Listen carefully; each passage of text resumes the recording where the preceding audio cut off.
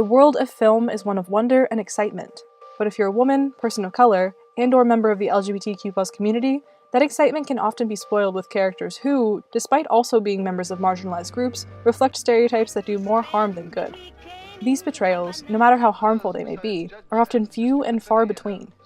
Looking behind the camera, marginalized groups are even harder to find. In a society where everyone has equal opportunities, why is film so heavily dominated by straight white men? How did we get here? And how do we fix it?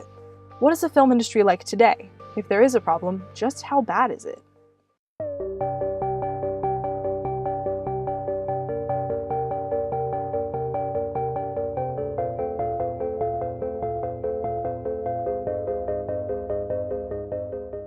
One of the more common ways of measuring a lack of gender equality in the film industry is the Bechdel-Wallace test, or the Bechdel test.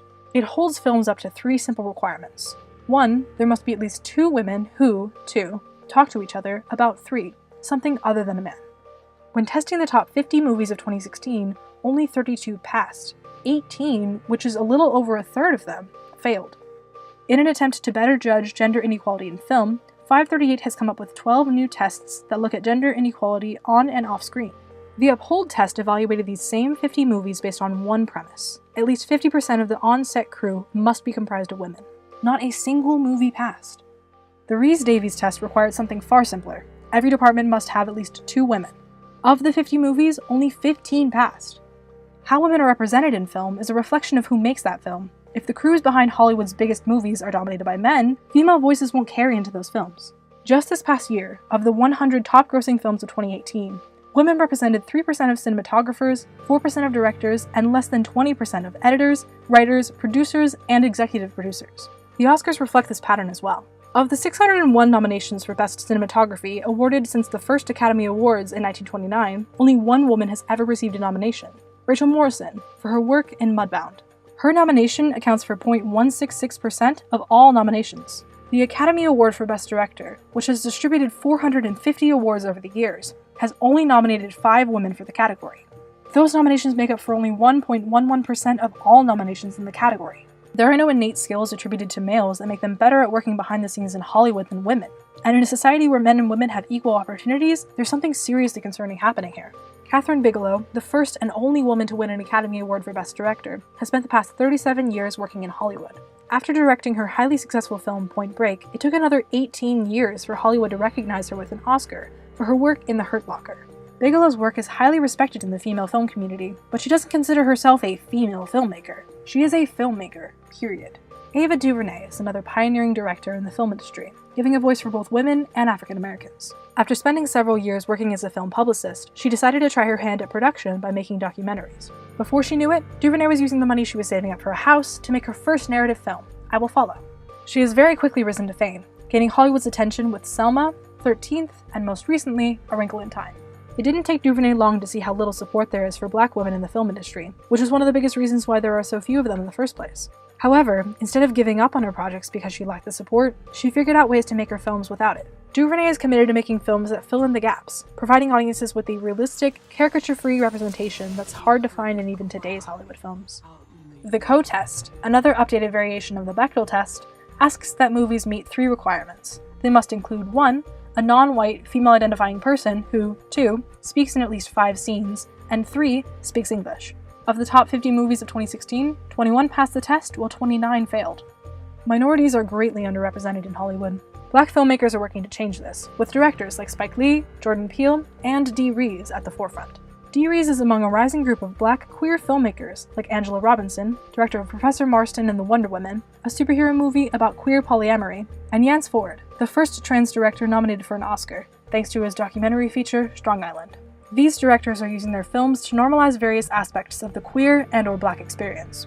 Rees wants to show the world how history isn't just your history or my history, but an intertwined, connected history. Robinson wants to tell stories that move beyond problematizing gayness, never discussing whether gay is good or bad, simply that it is. Ford wants to use Strong Island to show how, despite popular belief, Black parents can be accepting of their LGBTQ+ children. No matter what, our principal job in life was to love each other. Leading cinematographers are also working to help change how marginalized groups appear on screen. Literally. Cinematographers like Rachel Morrison, James Laxton and Sean Bobbitt, are working on techniques to light dark skin properly, something the film industry has far too often ignored. Cinematographers have the tendency to either bombard dark skin with too much light, or leave dark-skinned actors in shadow, then turn around and light paler skin flawlessly.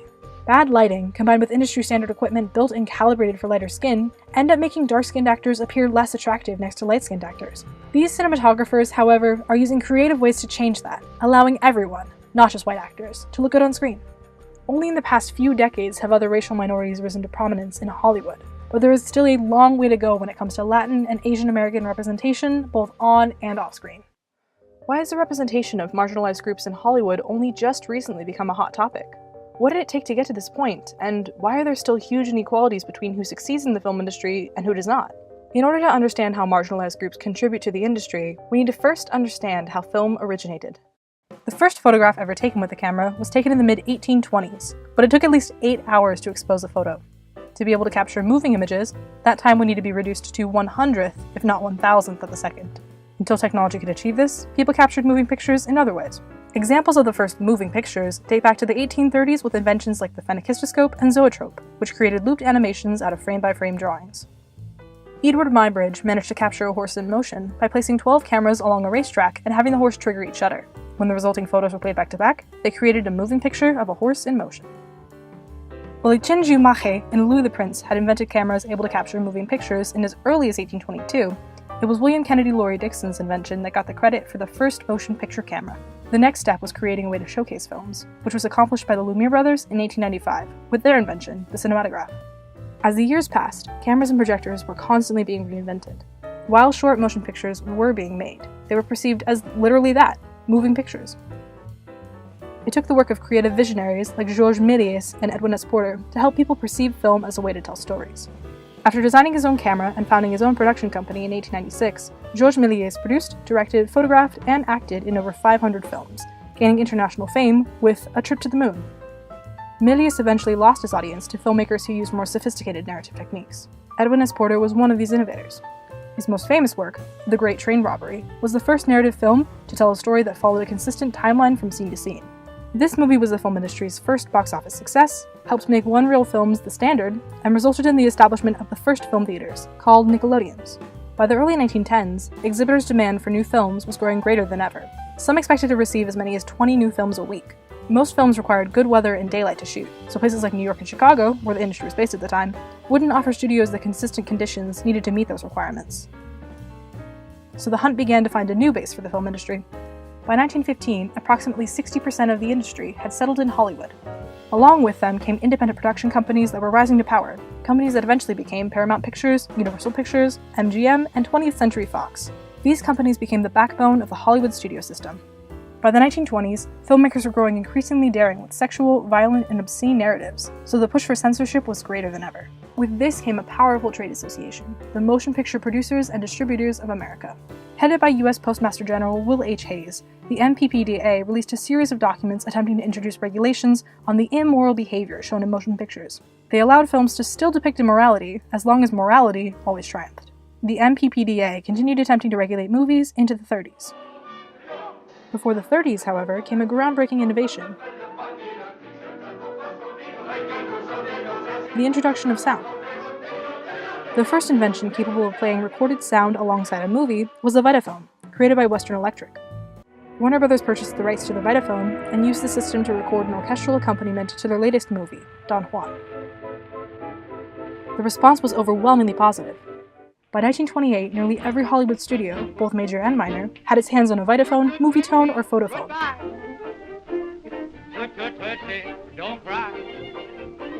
The transition from silent films to talkies was rough, and for a few years films became incredibly static, with actors and cameras barely able to move without compromising the sound quality of a shot. By 1930, new innovations allowed films to move again. A second groundbreaking innovation emerged around the same time as sound: the introduction of color. The first technology able to successfully recreate the colors in a scene was the two-color Technicolor process, introduced in 1922.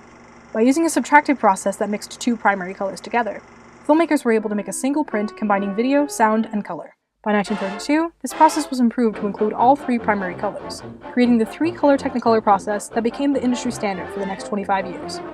Like the conversion to sound, converting to color was a slow process.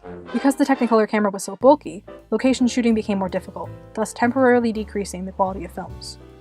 As time went on, Hollywood fell into similar patterns. Major production studios reigned supreme, and rarely did they choose to challenge the establishment, as they continuously sided with the government on social and political issues. Are you a member of the Communist Party? Or have you ever been a member of the Communist Party? It's unfortunate and tragic that I have to teach this committee the basic principles of Americanism. That's not the question. As with the introduction of sound and color, every time a new innovation entered the film industry, a temporary regression in film quality occurred before technology adjusted to the change. Looking back at the people who helped shape the world of filmmaking, they all seem to have one thing in common. They're all white men. On the surface, it may seem like white men are better equipped to make films than anyone else, but when you look back at the first few decades of filmmaking, marginalized groups didn't have the same rights or opportunities. But while they may not be included in film history books, marginalized groups have played important roles in the filmmaking process throughout history, in spite of the obstacles holding them back. Women and Latin Americans have been involved in filmmaking since its birth, both on and off screen. Some of the very first camera operators were women, and some were directing films too. Alice Guy Blaché, the first female director in history, directed The Cabbage Fairy in 1896, which some consider the first fiction film ever made. With the rise of production companies in the 1910s, Latinos working behind the screen were virtually erased. What little representation they did get on screen portrayed Mexicans and Mexican Americans as violent and untrustworthy, for the 1910s brought forth the birth of the villainous greaser caricature in silent westerns. African Americans' first depictions in cinema were demeaning and stereotypical as well, headlined by one of the most popular films of the 20th century, The Birth of a Nation, directed by D.W. Griffith. A film expressing sentiment for the KKK, it portrayed black people, played by white actors in blackface, as unintelligent and sexually aggressive towards women.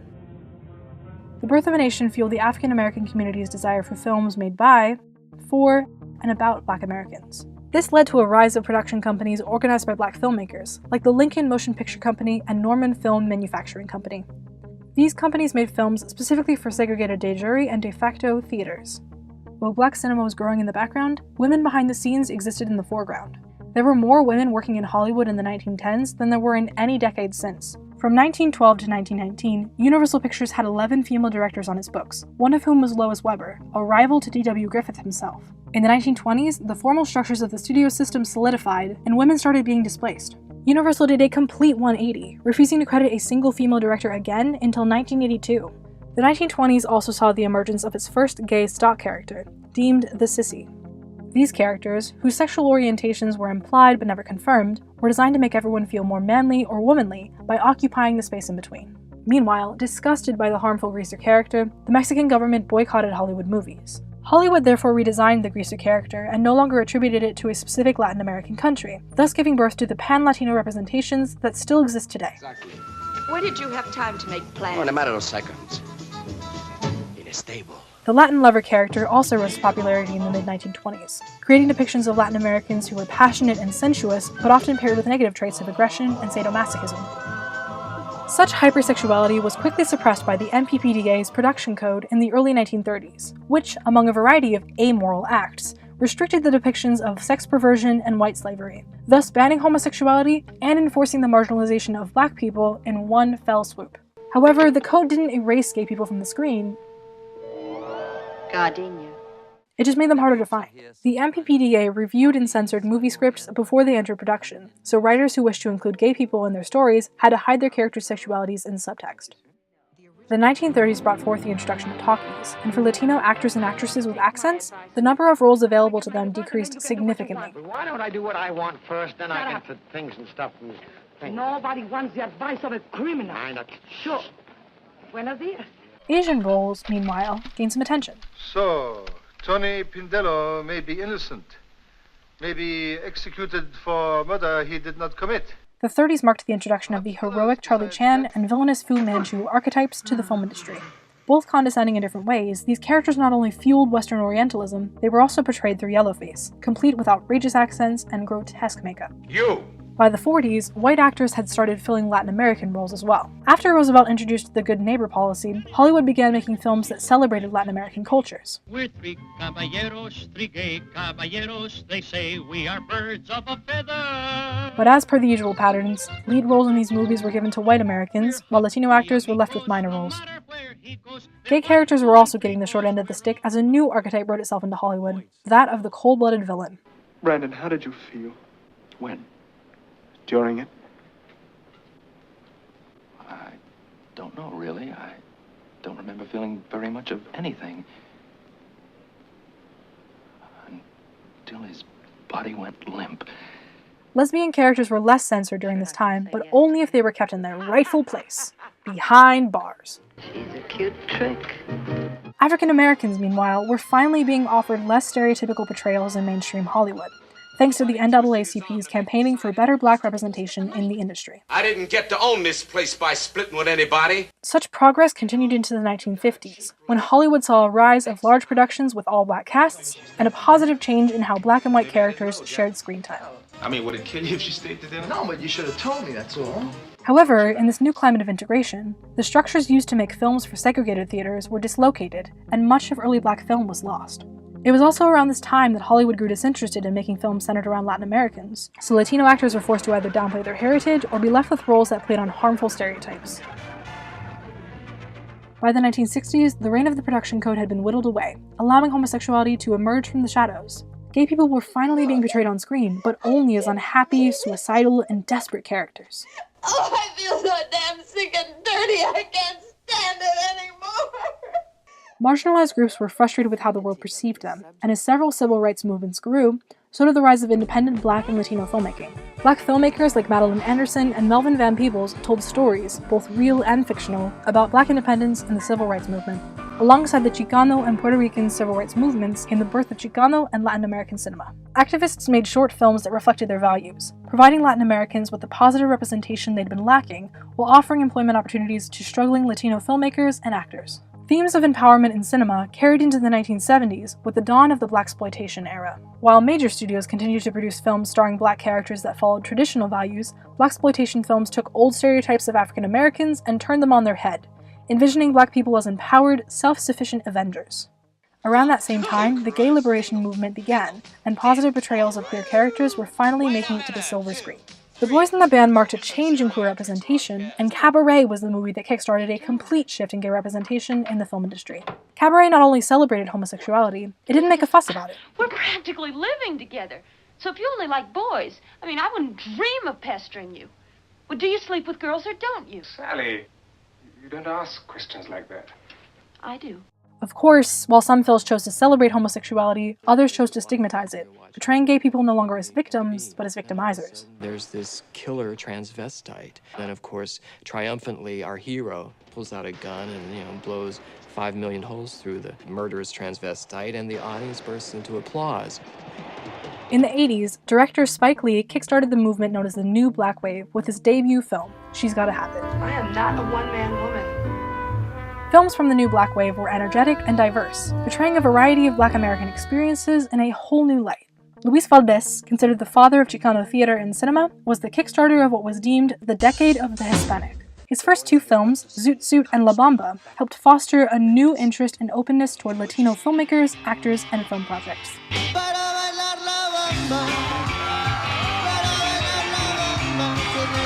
The late 1980s also hosted the era of New Queer Cinema, a movement that lasted until 1995, which finally showcased diverse and complex queer characters on the silver screen. As the waves of new black and queer cinema dwindled in the mid-1990s, diverse Asian and Latin American stories rose to the forefront. The Joy Luck Club brought director Wayne Wong his first mainstream success, and The Wedding Banquet, directed by Ang Lee, was the most profitable film of 1993. Mulan was another success for Asian representation, being the first Disney animated film to cast leads predominantly voiced by Asian Americans. Successful films with Latino themes in the 90s included American Me, My Family, and Selena. After decades of unfair representations of marginalized communities in the film industry, the 21st century has brought more positive representation for marginalized groups than ever before. And with the rising prevalence of streaming platforms, the stories being consumed by the general public today are far different from the stories Hollywood has told throughout history. There's a growing desire for marginalized groups to be represented in film and television, but as we saw throughout history, representation alone doesn't always equal fair or just representation. While straight white men were able to portray marginalized groups in their films, the most accurate portrayals have consistently come from minority filmmakers. We may see the negative portrayals of marginalized groups slowly fade from cinema over the next few decades, but to obtain any real progress, we need the world behind the camera to reflect the world we want to see on screen. If we're able to create an environment where everyone has the chance to share their story, the world will no longer be separated by your story and my story. We'll be able to see the world as it is, an intertwined and connected story, where everyone has a chance to succeed as the most authentic versions of themselves.